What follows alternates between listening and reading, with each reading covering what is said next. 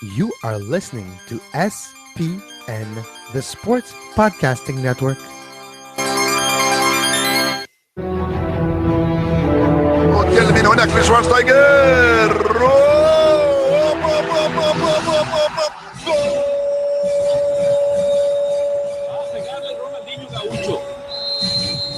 Ya lo hace, pierna derecha, directo al arco, golazo, golazo, golazo.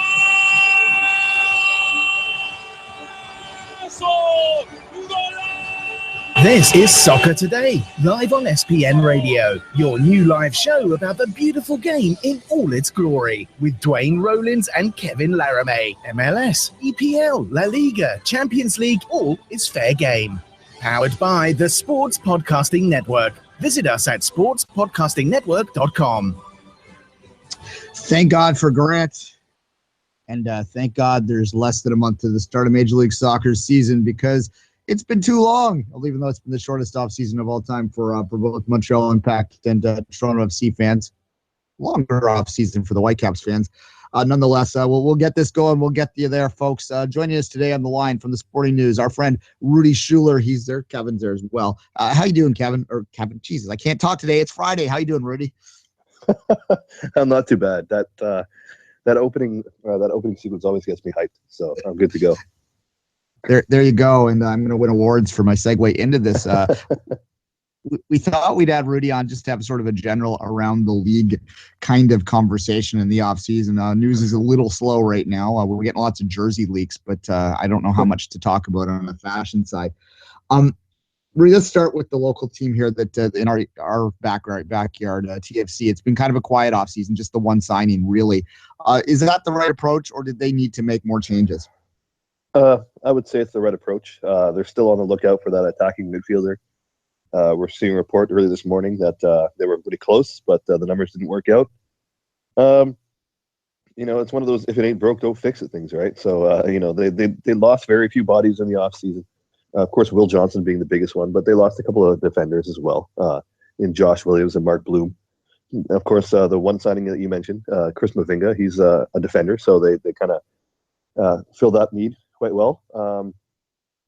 Got Sergio Camargo in, who's a youngster, and a couple of draft picks. You know what? This is a team that came within inches of winning MLS Cup last year.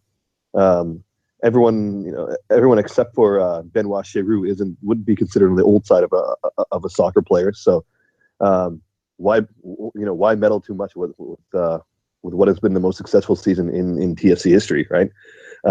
Everyone's going to be a year older and a year more experienced, and I think they're all going to be playing with a little bit more of a chip on the shoulder. So I think this is the right approach to take. The one caveat that a lot of people have put out there, and it's almost cliche to talk about it, but we'll talk about it anyway, is the so-called MLS Cup hangover, which affects both winners and losers. Do you think that they're going to do anything specifically to address that in that dressing room? I don't know. I think if you look at that so-called hangover, a lot of it has to do with turnover. MLS is a high turnover league, as we all know. But as we just talked about, TFC has had very, very little turnover. So I know that Columbus had a lot of that last year, but I think that had to do more with issues of individual players rather than any kind of voodoo that happened behind the scenes. I think it was just more of a attitude and some players not getting along, and that came to the forefront in different ways. But this TFC locker room, they all get along. Of course, some guys are friendly with others than they are with other players. That's just the way it is, human nature. But for the most part, they're all professional. They all get along. They all generally seem to like each other, and they all want to work for each other. So if you want to go for that cliche, then I think that everything's okay on that part. Of course, I could be dooming them to failure just by saying that, but I don't think there's going to be too much. That locker room is full of veterans. It's not a particularly young locker room. They're all in the late 20s to early 30s now. Even Michael Bradley, Javinko, they're all turning 30 this year. They've all been around, if not MLS, they've all been around professional soccer for most of their lives, and they've all seen the ups and downs. And I just don't think that there's much tweaking needed, whether it's on the field or even in the locker room. So I don't think they're going to go in looking to make too many changes. You don't mess with a good thing. And one thing I will say about the TFC staff is that they have been quick to jump on things when things need changing. We saw it with the formations last year. They played a lot of formations. They started off with a 4-2-3-1, then they went to a 4-4-2, then they ended the season with a 3-5-2. So they are very quick to recognize problems. Maybe not so much the of the personality brand, but at least of the formation brand and what they see on the field. So I think they've already shown a history of identifying problems early and working to fix them. So if anything arises, I think they've earned the confidence of everyone who watches TFC that they'll be able to deal with it professionally and quickly. I'll go back to the formations and tactic in a second because I think there's something fascinating going on in Toronto and Montreal, Rudy. But you mentioned how close Toronto was to the MLS Cup, literally inches away. A few penalty kick or a Justin Morrow penalty kick off the post.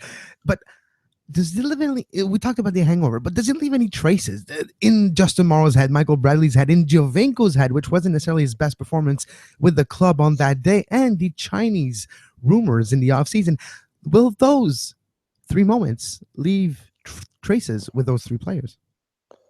I think it will, but as I kind of hinted upon, I think it will actually be a net benefit, net positive for TFC, and that I think those players they're experienced enough to kind of use that as motivation to get better rather than to sulk. I don't think any of those three players are they're not moody players. They don't sulk. They don't let bad performances get in their way the next time around.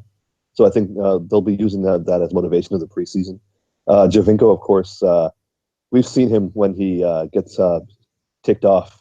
We saw him when David Villa won the MVP. What did he do? He dropped a hat trick on them on New York City FC in that epic playoff series where TFC just demolished NYCFC. So he knows that he wasn't at his best both against Montreal and Seattle. Of course, there were injury concerns at play there, but he's the kind of player that will take that and use it as motivation. And as for Bradley and Morrow, they're the kind of guys who just they're kind of, it's water off a duck's back in their cases. They're very professional, and they won't allow a single bad performance or even a single bad kick in this case, because I don't think either of them have bad performances.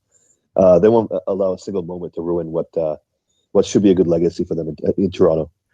Now back to the formations and tactics. You mentioned how Toronto's adaptable and they're actually forging an identity, not about just the numbers where they lined up, but how they play and the ability to adapt to different opponent.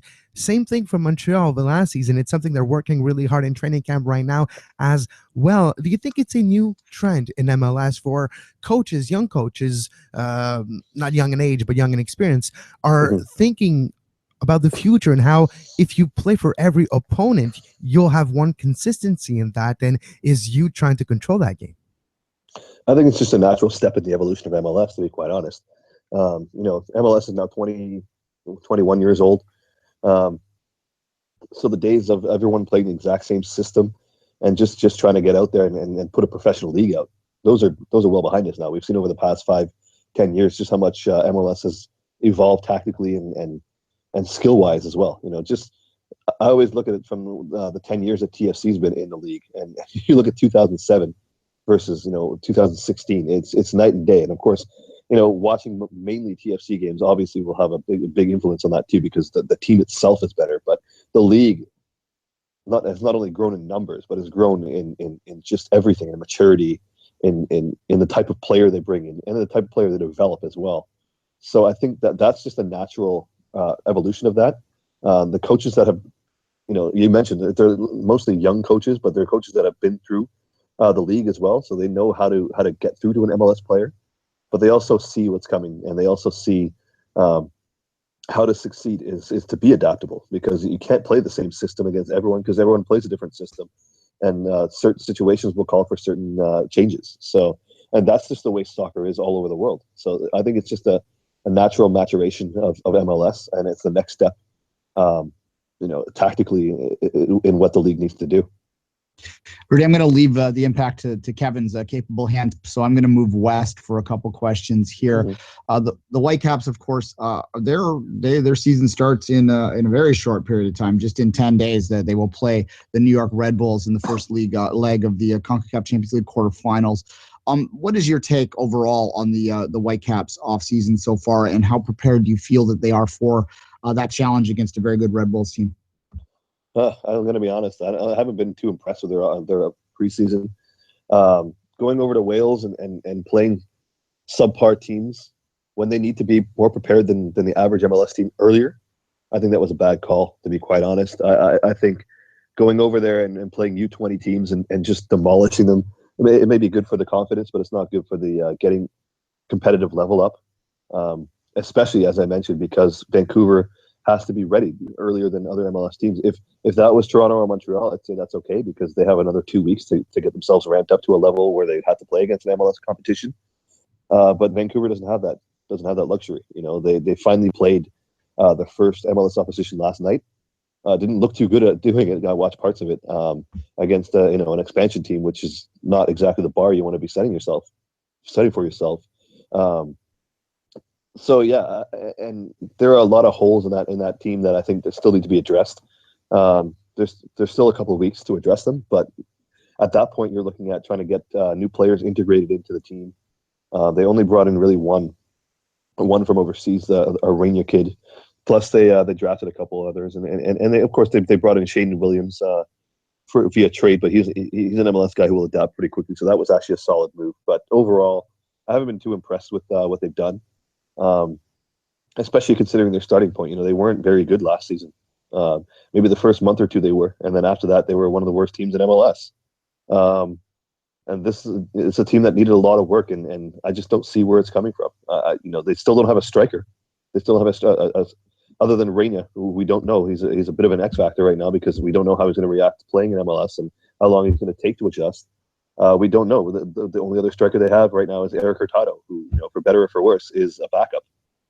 So, it's going to be tough. I mean, the New York Red Bulls aren't exactly the best team in a playoff type situation. We've seen that over the past 3 years or whatever. So maybe that'll work well for the Vancouver Whitecaps. But as an overall strategy, I just don't see enough improvement from them to even consider them a real competitor. Maybe not so much in the CCL, but especially in MLS. They need a little bit more work for me to say that they're ready to compete.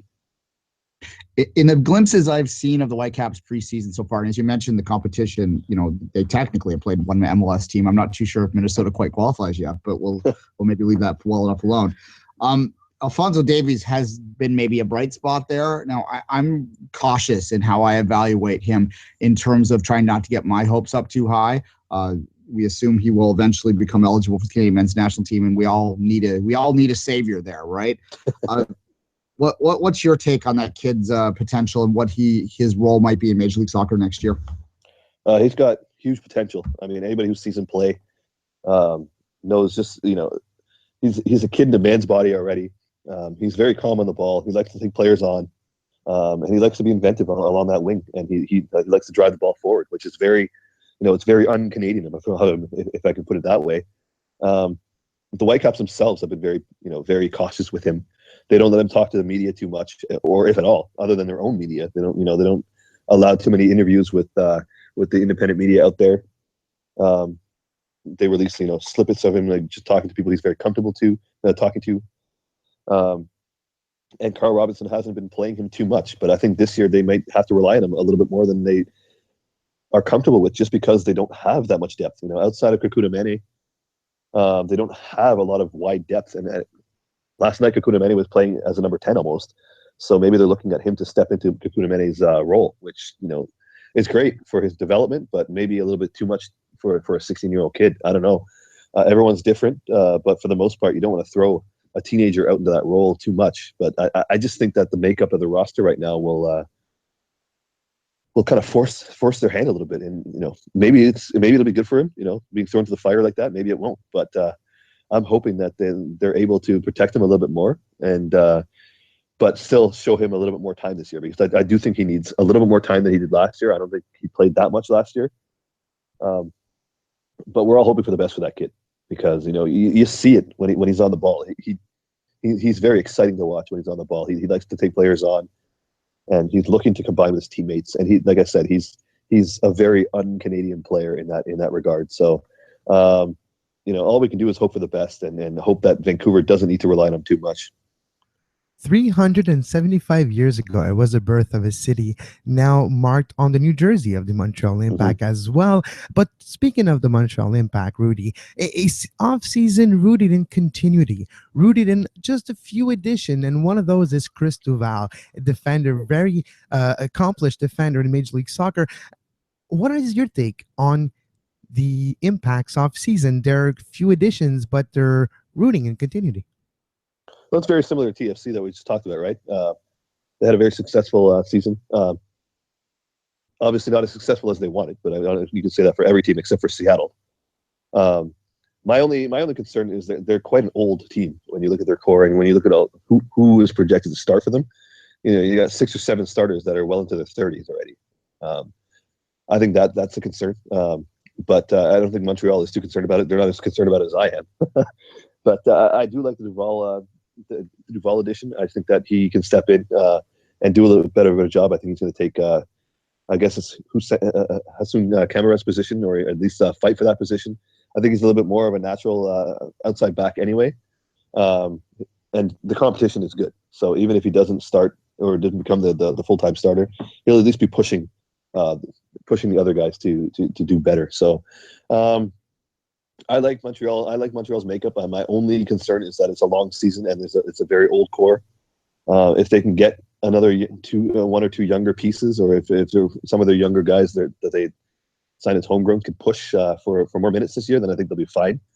But if they have to rely too much on that old core, then the second half of the season might be a little bit of a struggle for them. We'll see. They seem very confident in what they're doing. And more power to them, because I think they obviously they did well last year, and they have a winning combination. So my only concern, like I said, is the length of the season and the age of the guys. And we'll see. I don't want to disparage it too much, because I think that it's a very high skilled team and a team that has a lot of chemistry and another locker room that seems to like each other a lot. So I think that goes a long way. But hopefully some of the younger guys could get integrated more, so that the likes of Patrice Bernier and others. Of course, he's the oldest, but there's quite a few others on that squad that won't be able to play 34 games plus playoffs. So hopefully some of those younger guys can come in and take some of those mid-season minutes and allow the older guard to freshen up for what should be another playoff run. Now that Didier Drogba distraction has gone away from Montreal, inside and outside the locker room, on the pitch and inside the locker room, there's going to be new leaders stepping up in that locker room. And one of those players that is highly touted and now is considered and is actually an African champion, Ambroise Oyongo, who won the Africa Cup of Nations with Cameroon last week. For me, Rudy, Ambroise Oyongo was probably the unsung hero of the Montreal Impact in 2016. What is your opinion of Ambroise Oyongo and what he brings for the Montreal Impact in the second season with the club? Oh, he's a fantastic player. He's one of the most dangerous left backs in the league. I mean, if not the most, right? He's one of those players who can do on both sides of the ball, which is exactly what you would need from a modern fullback. Unfortunately for the Impact, there's always these transfer rumors that are swirling around him, because he's got such a high ceiling, and I don't think he's hit it yet. Even though he's in I believe he's in his mid-20s now. I think he's still going to get better. So he keeps showing that for the national team. Whenever he turns out for them, he has quite an impact on them as well, and that brings a lot of eyeballs, within Europe and within places that can pay a lot more money and have a lot more prestige than the MLS can. So I think their biggest problem is going to be holding on to him, because when the summer transfer window opens up, there's going to be a lot of interest in him. If they can keep him happy and they can keep him wanting to remain in Montreal, he's going to be one of the best fullbacks in the league this year. He already was last year, but I think he's going to be even better. So he's an absolute gem, and he's one of the younger guys that I mentioned that needs to step up a little bit more. Of course, I'm talking about other backups that need to step up, but he's a guy who needs to really take it upon his shoulders and be a leader, as you mentioned.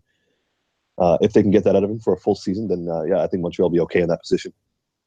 All right, let's move outside Canada for a couple quick questions to end this, Rudy. Everyone is fascinated by Atlanta United. Well, I shouldn't speak for you, but a lot of people are fascinated by them. What is your take on that expansion franchise's launch? And throw your opinion on Minnesota's in there while you're at it. Well, yeah, those two teams are complete polar opposites, aren't they? We'll start with Atlanta. It is. I will add myself to that chorus of people being fascinated by that team because this is a team that's really taking everything by the scruff of the neck and just throwing all sorts of resources towards building a team really, really quickly. The owner is obviously very rich. He's the owner of the Atlanta Falcons, Arthur Blank. He also is the co-founder of Home Depot, so you know where that money's coming from. They got a huge season ticket base that sold 27,000 season tickets and counting. So they're basically another Seattle coming in and trying to hit the ground running. Except they seem to actually be a little bit even more ambitious than Seattle was when they entered the league, which is quite crazy to say. My only concern is, we've always seen over the course of MLS, international players kind of struggle to find their feet over the first few months. The problem with Atlanta is almost all of those players that they brought in are international. They've got a nice mix of MLS experienced talent back there. They've got Michael Parkhurst and Jacob Peterson, and a couple other guys. But for the most part, their attacking talent is all young South American, which is exactly what you want to do. But throwing them all in at once, it could be a recipe for a disaster, to be quite honest. I almost see it going one of two ways. I see them like running, hitting the ground running, or hitting the falling on their face and taking a lot longer to figure things out than people would like. But there's no faulting and there's no doubting their ambition. Any team that hires Tata Martino as their coach, their first ever coach, they're signaling their intent that they want to be successful from the get-go. So, and the way they're bringing in all these internationals, I don't even know how they're going to fit them because I think they're 3 over their limit right now. They have until March 1st to figure that out. But just the way they're doing that, and they're all young internationals too. That just shows, exactly what they want to do. It's going to be really, really tough to pull it off. If you look at Minnesota, on the other hand, it's a complete opposite. They're not spending big money. They're trying to go with the more tried and true method of bringing in, MLS ready guys that aren't really stars, but they're good, solid pieces. Of course, they brought in Kevin Molino, who is legitimately an attacking star in the league. I don't know how well he's going to do without Kaká and Kyle Larin pulling defenses off of him, but he gets to be the man now, which I think he wants to be. And he's under a coach, Adrian Heath, that he knows and respects, and they have a mutual respect for each other. Other than that, they got a lot of NASL guys that they're promoting, which is I don't know if it's a bold strategy or something they had to do out of necessity or whatever. But bringing that many guys up a level at once, it's kind of similar to Atlanta. It's just from a different angle. They're not bringing in all these international guys at once that have to adjust to MLS. They're bringing guys that are from lower level that have to make the step up. Now, I have no doubt that 1 or 2 of them will. It's just the law of averages, and some of them, these are guys who are NASL All-11 and best defender of the year, and best attacker of the year, and those kinds of things.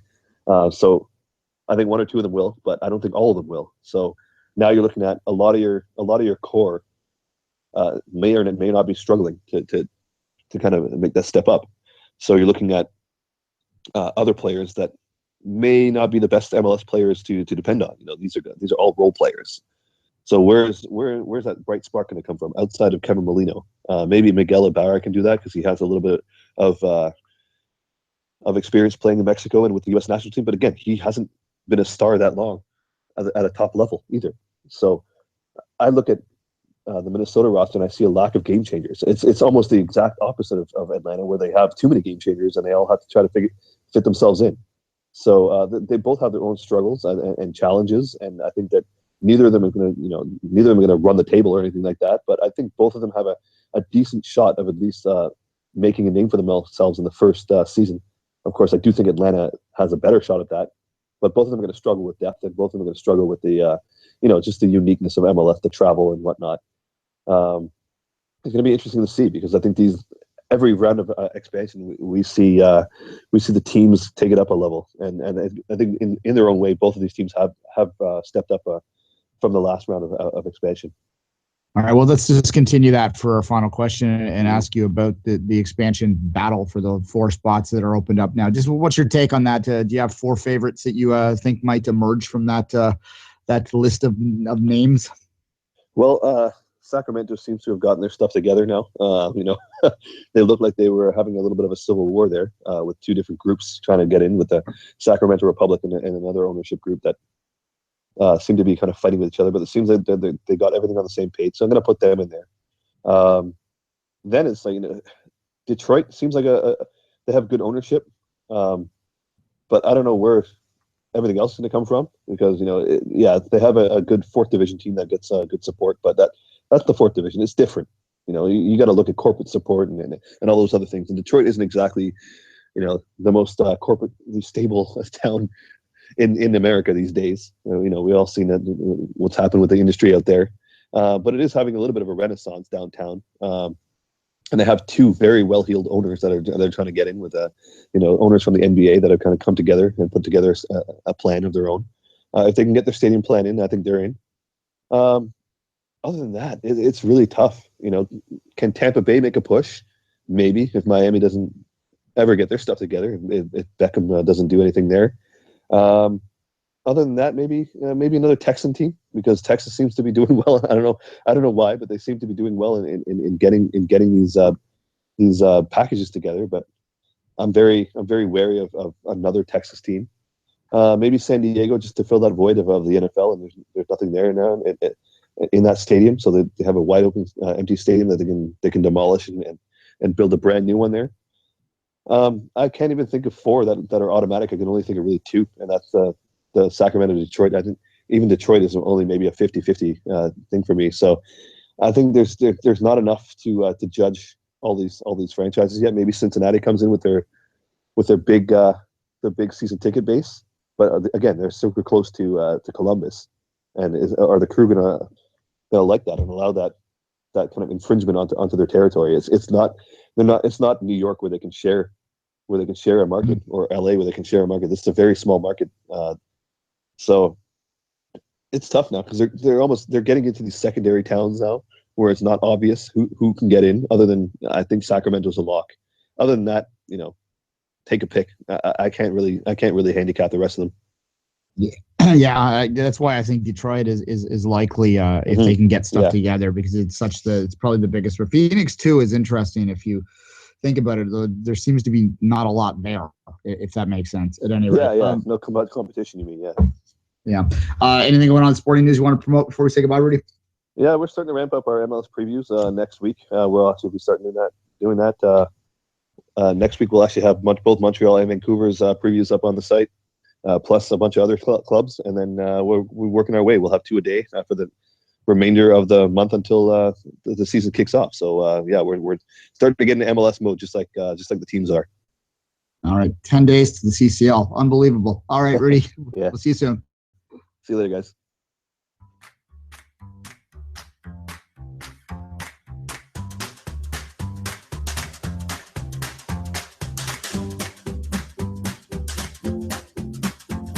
You are listening to Soccer Today, live on SPN Radio.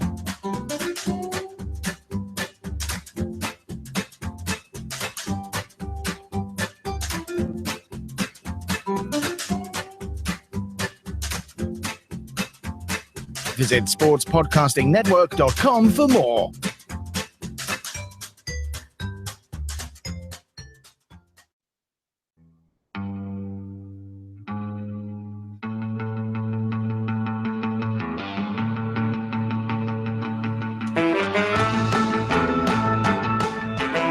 The bits and bytes on Soccer Today. Thanks to St. Clair for the great music, but you listen to more great music tonight, 8 p.m. at the Oscar Peterson Concert Hall. Come join me to listen to Craig Morrison's annual Roots of Rock and Roll concert. A great evening is in store for you with the songs in the key of A, pretty much an homage to Canadian music, Canadian rock and roll. Well, there you go, Kevin. Thanks to Rudy for joining us as always. Any thoughts on what Rudy had to say about anything there, Kevin? The expansion talk. It's very interesting, right? Everybody knows my two favorites right now at Tampa Bay, Detroit for the first round. I do feel those two strongest bid in the actual present time. If Detroit can find a temporary situation for the stadium and lock in the actual permanent situation with the stadium and the whole complex of 200 million, that would revitalize that part of the city. That is very interesting to me. Other thing, it's funny how both Montreal and Toronto, their offseason is very similar in philosophy as well, where their clubs are coming from, and they're both their run in the playoffs last year and the way they're approaching things. I wouldn't be surprised if we see a part two this year. Maybe it's way too early to tell, way too early to call, and it is. But we did it last year, Duane. Might as well do it this year once again. How about an Eastern Conference final in 2017, a rematch of 2016? There you go. I was thinking that actually during the interview as well, that if you look at the teams, the rosters objectively, and we're not too sure what's happening with the Red Bulls right now, how the moving McCarty away will impact that roster, how much those kids can step up more. I still think the Red Bulls are a pretty solid team. I'm not too sure about NYCFC either, whether that was a one-year blip or, how much Lampard had to do with their late surge and so on and so forth.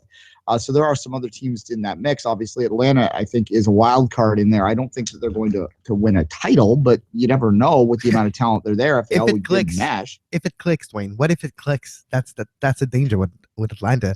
If they get on a run, if everything works out, it's a big gamble. It's a positive one. People that are excited about it, but it's still a gamble. You're going with unknown, with intangibles, with Tata Martino. As much as a good track record he does have, it's still an unknown for him in Major League Soccer, the way to deal with the rosters. What if he wants a player and there's no way he can get it, that doesn't understand why?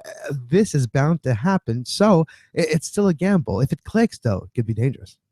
Yeah, well, what Rudi said there about them not necessarily understanding how they're going to fit all those international players under there, that could be a little hint about that failing to understand roster building in Major League Soccer. If they have to suddenly trade some assets to bring in international spots, that's going to hurt their depth. And if you don't have depth, you're going to die in this league. That's, I think, what the key to most of the successful teams, if you look at it, is that they have players beyond 1 to 11. I mean, most MLS teams can build some pretty good players in that first 11. It's what happens in that next 11 after that that's going to really make the difference. And I'm not sure whether Atlanta is going to be able to do that with quite the same effect as they are. So you're really looking for, a perfect season in terms of no injuries and no, everyone fitting and everyone working, and that doesn't seem realistic. So they are going to be intriguing. And as we get into our previews, and I think we're almost at the time now that we'll start booking guests from out of the market to talk about the teams moving forward, I think Atlanta is going to be one of those teams that we focus on a great deal. Something that a lot of people will be focusing on as well this year, or have been lately, is the Canadian national broadcast deal was announced yesterday. And to most people's surprise, there's going to be 7 nationally televised over-the-air terrestrial television on CTV, which is quite an interesting development, Kevin. So we were right and we were wrong at the same time. It wasn't CBC, but CTV now will show 7 games. More hype by TSN and their coverage of MLS as a whole. They will up the package. Maybe what we have been talking about for the last 2 years, Duane, of taking the blueprint of how they raise the level of the CFL, the perception level of the CFL, apply that to the 3 Canadian MLS teams, and that will be fascinating to see that evolve this year on TSN and CTV. The more you talk about it, the more you hype up, the more you have those players talking to Cabby and those shows, the more you have them involved in. Exactly. That will help MLS in Canada. And what we have seen last year in the playoff, what the playoff has demonstrated is, if you show something the way it's supposed to be shown, with respect, with culture, with letting the event unfold, it was a spectacle, and the viewership, the listenership, the audience was present. And that's what they're going for in 2017. Yeah, look, the only complaint I have about the broadcast schedule is I'm not sure why Major League Soccer could not have found a way to get TFC Montreal to lead off the season again, based on what happened at the end. Even as the first, I would argue strongly that it should have been the first game of the season, period, in Major League Soccer this year, based on that playoff series, based on the attention it got on both sides of the border in terms of the intensity. Had they launched that on the Friday before the start of the season as a national broadcast, got it on CTV, that could have been a great momentum to get things moving again. I mean, obviously, from a purely sporting perspective, you'd like to see those teams play each other when things are a little more built up. But if you get that back in the Big O, you probably get 1,000, 2,000 TFC fans traveling down on a Friday night. You back that place up. I don't know if you get 60,000, but you might get 40,000 in there, and it would just been a spectacle that I think they should have launched with. But unfortunately, that didn't happen. No, but will it be called Soccer Night in Canada, Duane? Well, we don't know. The Friday night games are going to be something, and Soccer Night in Canada is certainly a name that would evoke some association with another famous Canadian broadcast property here. Although the Hockey Night in Canada has, I don't know if it's diminished, whether the brand's diminished since it moved to Sportsnet or not. I think it's probably just our perception. Depends, when we're not in the hockey bubble too, right? So it's hard to say. But the fact that there's so many games now, the Saturday game is not that special, but it's still more eyes on that game than other days. Yeah, no, for sure. I mean, I start watching hockey around now each year, so I'll let you know in a month or so. Quickly, the games that will be shown broadcast, they're all front-loaded, and that makes a lot of sense, too. They're trying to get attention and eyeballs on the sport early on. Also, the CFL is going to start, basically the Friday night games end when the CFL games start, because Friday Night Football is their main product on TSN. But quickly, the first game on CTV starting the season will be on March 18th. That is Vancouver-Toronto home team listed first here. April 1st will be Chicago-Montreal. That's a 3 p.m. start there, 4 p.m. the first start. 1 p.m. on April 15th, we have Montreal-Atlanta, so we will get an impact game there. We're hitting all of the bases early. 22nd of April, Portland-Vancouver, Cascadia Cup battle there. We understand why they go there. All-Canadian matchup on the 29th of April when Montreal plays Vancouver in Montreal. Rematch of the MLS Cup final, an obvious one there too. May 6th, that is Toronto at Seattle. That will be at 4 p.m. And then you have TFC must win day, Saturday, May 13th at 3 p.m. They play Minnesota United. That's my father's birthday. So there you go. Happy birthday, Dad, in advance in case I forgot. Sorry. What's interesting too, Duane, with CTV now showing those games, what's interesting is they have to be patient with it. What if the numbers are not that great at the beginning? They have to plow through. They have to go with it, because you can only establish a habit. It takes, what's the expression, 21 times? But it takes more than that to create a habit. It'll take a season, 2 seasons, but you want to create that. You know what? It's Friday night. What am I going to do? I'm going to put on CTV. Just before I watch Lisa Laflamme, I'm going to watch Soccer Night in Canada. What's going to be interesting to me in terms of the ratings, and I think we all understand that ratings are affected by the habits in which particularly millennials, but not just millennials, watch TV nowadays, and that is primarily on their tablets, on their devices, and not entirely DVRs, always above. DVRs. Sorry, go ahead, I was just going to say with DVRs, right? Because the people don't do like we used to do when we were kids, letting TV schedule dictate our life. No, it's you have your life and you record what you want to watch and you watch it at your leisurely time, and that's a big difference nowadays. But sports is the only. Sorry to interject, but sports is the only franchise in TV that actually has more live viewers, because you cannot watch sports without having spoilers. As much as you can try, you always have that pressure of somebody's going to tell me, and it always happens. And that's one of the rare TV franchise, TV like rights, TV like a product that is more viewed live than DVRs. I do know some people that will DVR a sports broadcast and wait like a half hour to watch it because they want to skip the commercials. That doesn't really apply to soccer, obviously, because you just have halftime to worry about. But yeah, by and large, what you just said is true. I absolutely can't stand watching a game. Even like a 10-minute delay makes me crazy, because I think something's going to get spoiled. It's inevitable, especially if I'm watching on a device. I'll forget to turn my push alerts off. You'll forget, and you'll just open Twitter and you're like, oh, what the fuck? Crap. Okay, well, I might as well just fast forward now.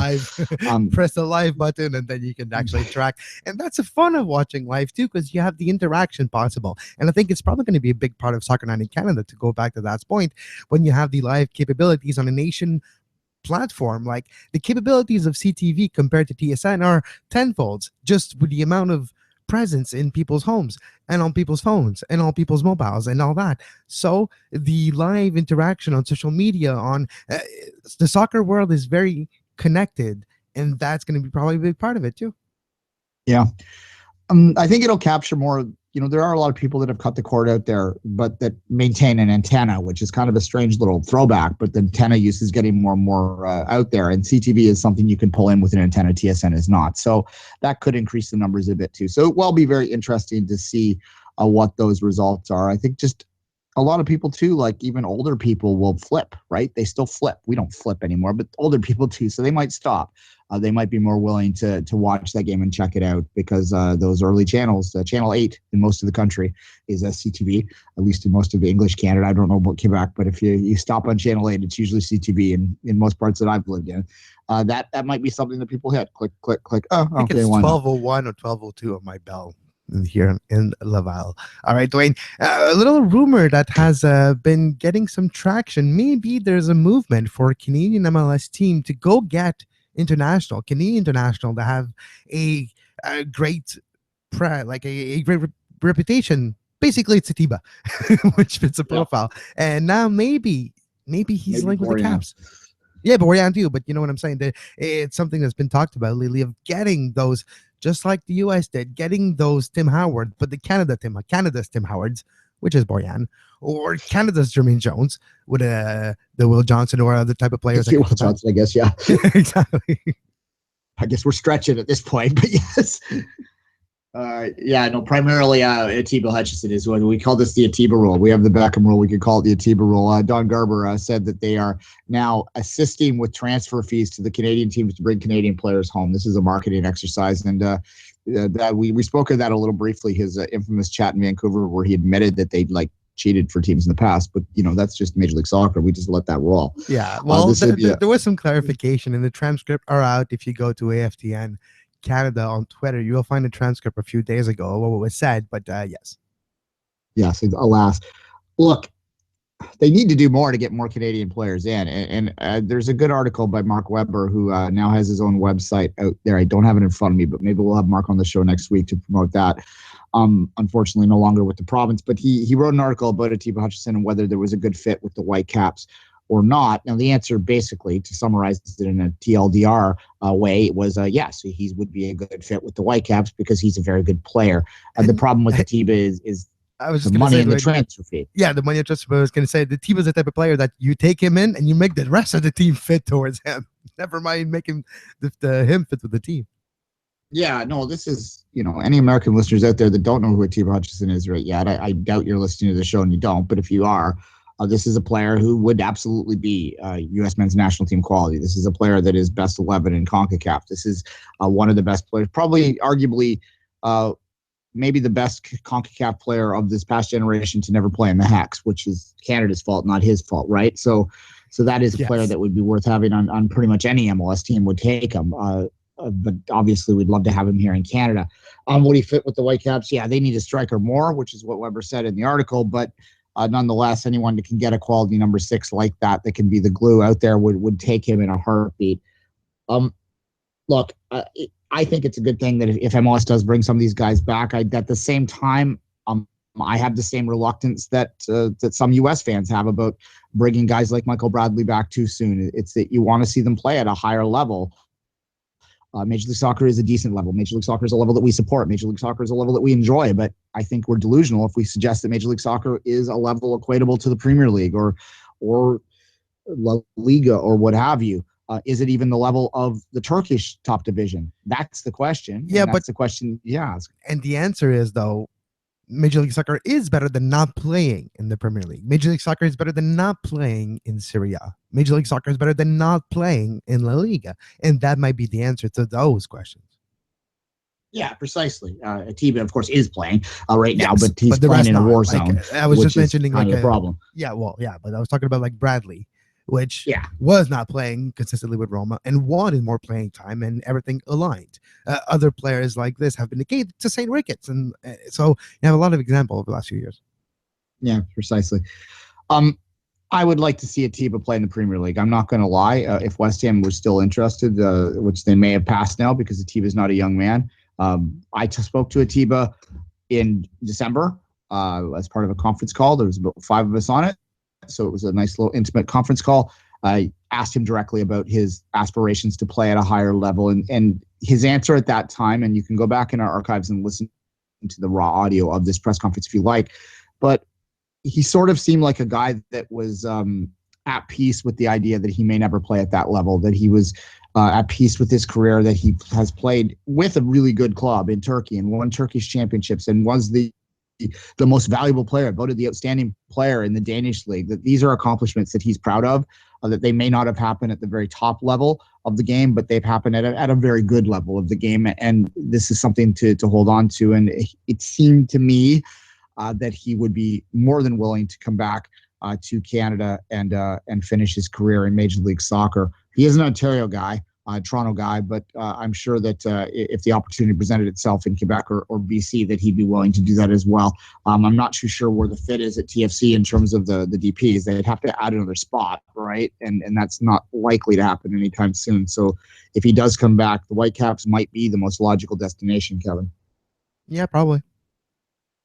All right, let's take a quick break. We'll come back. We'll wrap up with the games of the week.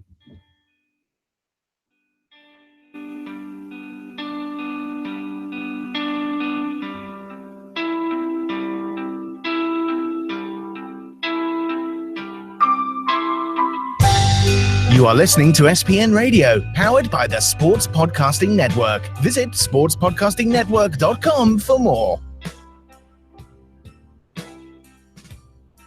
Duane, just before we talk about our games of the week in the Premier League, Orlando Unicorn, at Orlando Unicorn, and I want to thank at Garrett Weiss for the discovery on social media. I have 3 poems for Valentine's Day by Cal Larin to all soccer fans out there. Oh, Duane. dear. Yes, exactly. Yellow cards are bad. Red cards are awful. Let's have breakfast in bed. I'll make some waffles. Aw, that's very cute. Roses are red. Violets are blue. I want to score. How about you? Double entendre. Kyle, you dirty guy. I am Canadian and you are not, but that's okay because you are hot. Oh, dear. Oh, dear. I might stick with the soccer, Kyle, but that's okay. That was something. Any more, or are we good? No, now? that's the 3 that are on social media. So thanks to Orlando City SC and Carol Larin, you can find those poems that you can print and send to your loved ones at Orlando Unicorn on social media. Okay. All right. I don't know quite where to go with that. Games of the week. Games of the week. Yeah. Duane, a few important games this weekend. The biggest of one is probably tomorrow, 12:30 p.m. Liverpool Spurs. Well, yeah, that's obviously Liverpool is a team that is in turmoil right now in terms of their ability to get anything done. Look, they are struggling. The Liverpool has all this controversy around them with the email leak. Well, it's not even really a leak that we might talk about next week. Fans are getting upset there. Maybe Klopp's honeymoon is beginning to end. Spurs, meanwhile, is quietly having a decent season, although this being Spurs, they're having a decent season when Chelsea's having an unreal season, so they're unlikely to win a title. And the 50-odd years without one will continue, I think. But nonetheless, that will be a key matchup there, because you want these teams that top 4 battle right now is really, I shouldn't say top 4. It's top 2, 3, 4, 5, 6, because there are 6 teams, I think, in the mix for 2 to 6, and you don't want to finish in 5, 6, right? Yeah, nobody's going to touch Chelsea. Speaking of Chelsea, they're going to face Burnley 8:30 Sunday, and Chelsea should be a walk in the park on the road for Chelsea. Let's get that straight. And hey, we have a West Derby, West Ham versus West Brom, so that will be interesting too. Precisely, yeah. Look, 11 o'clock on the 11th here, we have the Sunday the 12th games, Swansea Leicester. That one fascinates me in terms of we didn't think that would be a relegation battle at the start of the year. No. And nonetheless it is. It is. That's if Leicester comes back and gets a victory, it's not looking good for Swansea. If Swansea win, Leicester's 1 point cushion. It's not a cushion anymore if they miss a result. So it's really, even though Ranieri got the famous vote of confidence earlier this week by the owner of Leicester City, still this game is important, because you're taking 3 points away from Swansea if you win, and that means probably that Swansea is gonna be missing out on time and games available to get points to not get relegated. And this is that important. The famous 6-point game, Dwayne, it's this Sunday for Leicester. Yeah, it's a must-win. I mean, let's just call a spade. Okay, it's not a must-win in the literal sense, you literal people out there, but it is very much a very, very important game for Leicester to get 3 points in. If they were to lose this game in particular, a draw would even be pretty sad for them, I think. But if they were to lose it, that puts that right on the table. Then you're staring it down the face. And when you're staring relegation in the face, as a particular, in the embarrassing way that they would be looking at it this year, I think that starts to really weigh on you pretty heavily. And there's already lots of stuff swirling around that club. So this is going to be, just like Leicester was the story to watch last year for a very different reason. If this continues to spiral, they are going to be very much the story down the stretch again, because obviously the title race, barring some kind of hilarious collapse or hilarious or devastating, depending on your perspective, Kevin, collapsed by Chelsea. That's done. So this is, to me, maybe the most fascinating thing outside of the top four battle there to get done in this. United's an interesting story, too, in the sense, can Mourinho get them back into the Champions League? If he does get them back into the Champions League, does that mean that they will be able to spend a little bit more and be a little bit more bravado in the way that United generally is? He was on record this week as saying that their summer transfer window will probably be quote unquote very quiet. Who knows? That was probably him trying to drum up some kind of reaction from the board. Which means they'll probably sign Messi or something. So yeah, never listen. If we have learned something, Duane, is never listen to Mourinho. Come on. We should know better. But the United, it's unfortunate that even though the success they had over the last few months, they still can't get out of sixth. Stuck in sixth since October, but their purgatory is almost over. The gap is shrinking and it's almost nullified now. A few more results, and hey, you see the light of fifth and fourth at the end of the tunnel. I don't know if I call that unfortunate that they're stuck in six, but that's just my own bias coming through there. All right. Kevin, just quickly before we end the show, we were talking briefly about the Whitecaps earlier and then preparing for the CCL. We kind of brushed past it when we were coming out. What is your take on their preparation, their decision to go to Wales, their decision to sort of not have top-matched matched opponents in this lead up to the preseason? To be honest, I haven't really been following the Red Bulls preseason, so I can't comment on how it compares. But what is your take there?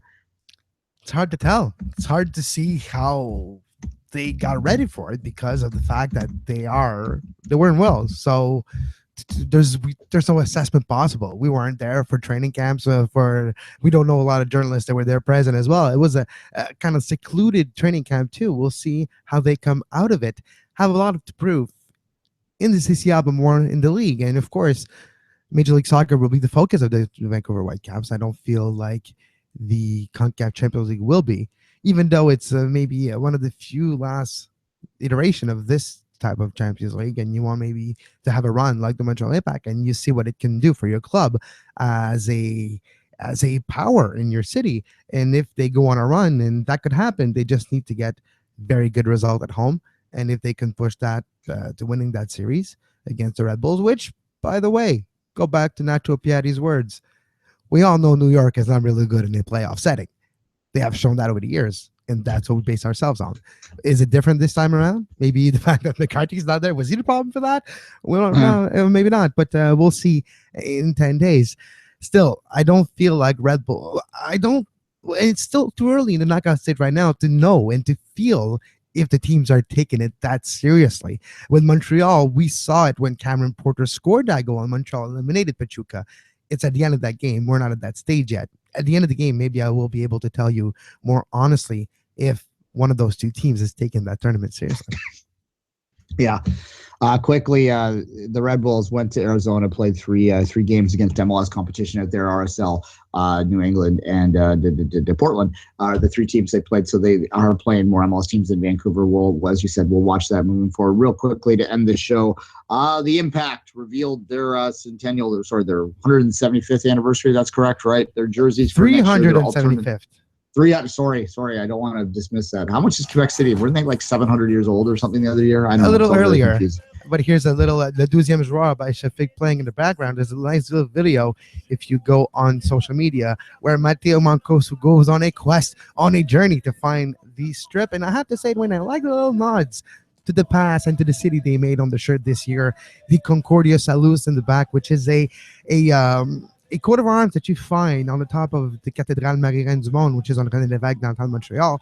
And you have the 375 with the old logo of Montreal in the bottom of the shirt, and it kind of gives the shirt nice. And there's a strip to it too. The shirt, it's a little like more shiny part to it, and I like the hoop sock. So at first, when I saw the league pictures with the same jersey but made in a very terrible quality, I was not happy. I was not impressed. This time around, I have to say, it's looking pretty sharp. I know some of the people that I trust on more than me on fashion really like the socks. So there you go. If you like the socks, they have some fleur-de-lis on them. They're kind of They have the four different. You have the fleur-de-lis. You have the four flowers or leaves that represent the four founding nation of Montreal. So you have I can't never remember the names in English, but we'll say there's the rose, there's the chardon, there's the lis, and there's the another one. So there you go for my knowledge of the ones that are on the flag, Jesus. So those four ones are on the socks. All right, Kevin's history podcast will be delayed this week. Nonetheless, no, the jersey itself is kind of plain, but you're right, there are some nods to it, and that's kind of fun. The video is neat. They did a good job on the video. The social media department at the Impact, I got to give them a nod as someone who works in social media. That it was very well done. It's going to capture attention. It's kind of like a tourist video. It reminded me of how often I was in Montreal in the last year, how familiar all those scenes were, though. And if there was the same in like the adverse situation, I've been to Toronto a lot last year too, just trying to cover the Impact and the MLS Cup. So no, fair enough. All right. On that note, thank you, Grant. I'm going to say goodbye. Kevin, as always, you could say goodbye to the rest of the people. You can follow Duane Rollins on Twitter at 24th Minute. Myself, Kevin Laramee, at Kev Laramee. Tonight, 8 p.m., Oscar Peterson Concert Hall. Come and join me to watch Craig Morrison's annual Roots of Rock and Roll concert. And until Monday for a brand new edition of Soccer Today, well, have a great soccer. You were listening to SPN, the Sports Podcasting Network. Visit us, sportspodcastingnetwork.com.